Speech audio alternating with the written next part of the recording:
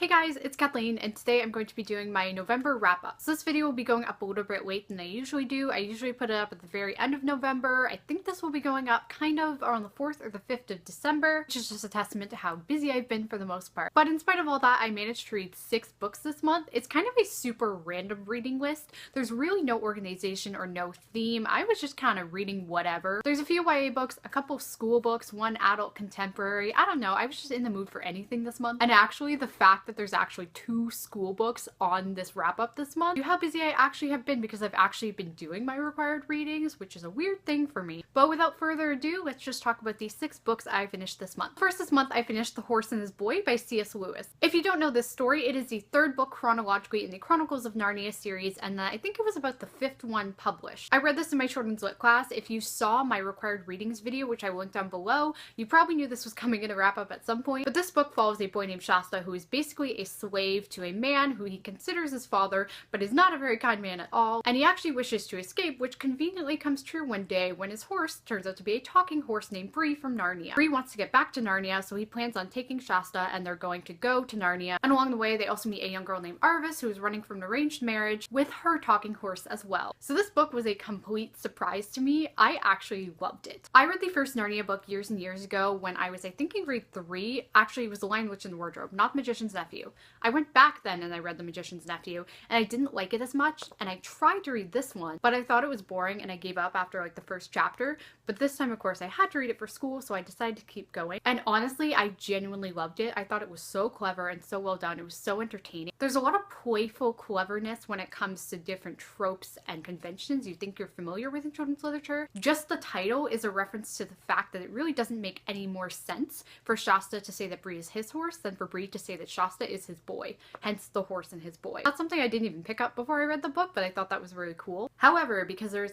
always a however, this book has an extremely racist element that you absolutely should be aware of before reading it, because that might turn off a lot of people completely, and I totally understand that. Basically, there's this group of people who want to take over Narnia, and they're called the Cowermeads, and one of them wants to marry Queen Susan and basically force her to be his wife. And he's kind of a jerk, which wouldn't be a problem necessarily because every story needs a bad guy, except for the fact that they are extremely obviously a stand-in for the Persian Empire, and it's an extremely racist depiction. They are bad, awful people. He wants to force Susan to marry him. They lie, they cheat, they can't admit when they're wrong. They're just all-around bad people, and C.S. Lewis, I believe, was inspired by Arabian Nights, so that probably gives you an idea of what you're dealing with here. Admittedly, I liked the story, but I did not like that element of it. It made me think about C.S. Lewis more as a person as well. If you're familiar at all with Christianity, or you are a Christian, you've probably heard about C.S. Lewis, and the fact that the other thing he was famous for was writing Christian apologetic texts. And oftentimes Christian communities tend to put him on a pedestal, and the ones I've been a part of in the past have done that a lot. And so I always thought of him as this really great writer, but reading this was a reminder that no,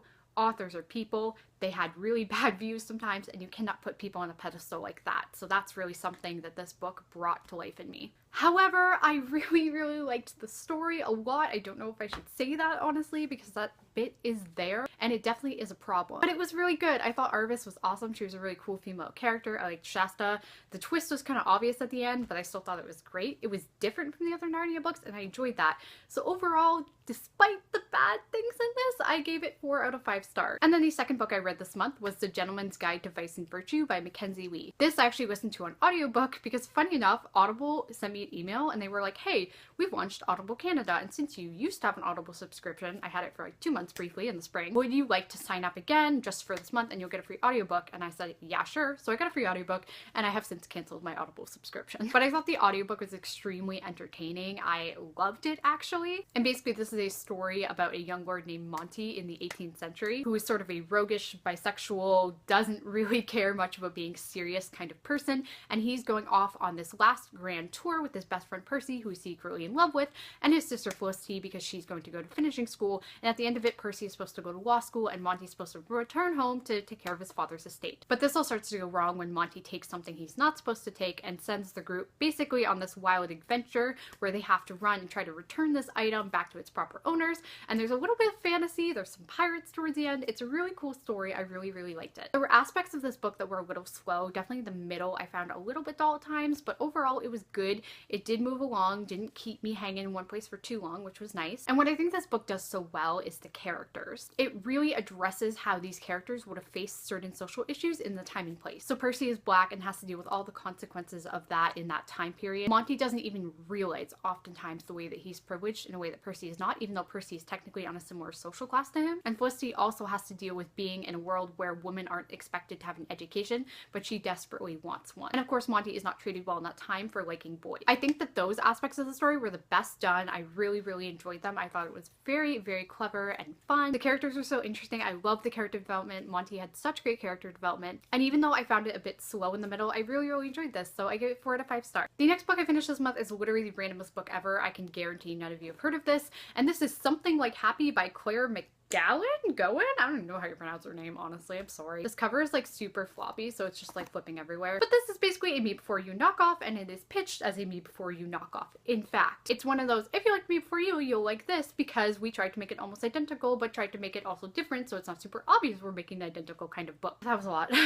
So basically this is about a woman named Annie who went through a breakdown of her marriage 2 years ago, and her son also tragically died about 2.5 years previous as well. So her life kind of sucks. She lives in this flat with her roommate who she doesn't know very well, and she works this job she hates. And her mother has early onset Alzheimer's in her early 60s. So her life is not going great until she meets this woman named Polly at the hospital who insists on befriending her, and it turns out that Polly has less than 3 months to live and wants Annie to do an 100 Days of Happy project with her, i.e. like the ones you see on Instagram all the time. So she sets out basically to try to change Annie's life and to live her life the best she can in her last 100 days. And basically the book is just them going through these different things, and Annie having a crush on this doctor at the hospital, and Polly's brother named George, and meeting Annie's roommate. I don't know. It's a weird book. I didn't hate this book. I just felt almost nothing when I read it. And that's sad. Me Before You, if you don't know, is the only book that has ever made me bawl. I sobbed so hard that book. It may be the fact that I read it in the middle of the night, but still, nonetheless, I still sobbed and I loved it. And I really can't say the same about this book. I get what the author was trying to do, and I get the feelings she was trying to invoke, but they just didn't work for me. The plot was almost too basic, if that makes sense. It was super obvious where it was going, and there were definitely super knockoff elements from Me Before You. I don't want to say it's exactly the same, but there's a lot of stuff that was clearly meant to be similar. And while I liked that it was a novel that focused a lot on friendship, I also just didn't care about the characters that much, so I didn't feel very much for it. I thought the love interest thing was like dumb. I didn't like the love interest at all. I felt no spark there whatsoever. I did not find him appealing. And I actually think the more interesting relationships were between Polly and her family, and not Annie and Polly. So I didn't hate this book. I'm not mad I read it. I don't think it's the worst book in the whole world, but I didn't love it, so it was a 3 out of 5 star book for me. Next up, I read Eliza and Her Monsters by Francesca Zappia. This book is about a teenage girl named Eliza who is the secret creator of a webcomic called Monstrous Sea. She's not very popular at school though, and no one actually knows that she creates this webcomic except for a couple friends online who are aware of her identity because she's totally anonymous in every way. Her parents don't really take Monstrous Sea seriously, even though that it's this huge, giant thing that has spawned fan fiction and fan art and tons of merch that's going to pay for her university. No one seems to realize what a big deal it is except for her other fans. This isn't really an issue until one day a boy named Wallace moves to Eliza's school, and he turns out to be the biggest fan fiction writer for Monstrous Sea. And of course she and Wallace start to form a connection, but this becomes a problem because she doesn't tell him who she is. I've been buddy reading this with Rhiannon, who I don't think has finished it yet, so I'm sorry Rhiannon that I'm like spewing my thoughts on this before I talk to you about it, but overall I really like this story. I related to Eliza, especially in the beginning, on such a personal level. It was ridiculous. I've mentioned this before, but I was very badly bullied in junior high. I really didn't have many friends, but I did have a lot of online internet friends, and I was very connected with them over this particular fandom. And I felt like I was living this whole other life that people didn't know about, and this life mattered to me, but no one else thought it mattered. My parents didn't care. My siblings thought it was weird, and no one else at school even knew it existed. Totally get what Eliza was talking about when she's talking about how she basically leads a double life and no one really understands her or knows her. I pretty much loved all the main characters. I thought it was done so well. It addresses a lot of anxiety issues,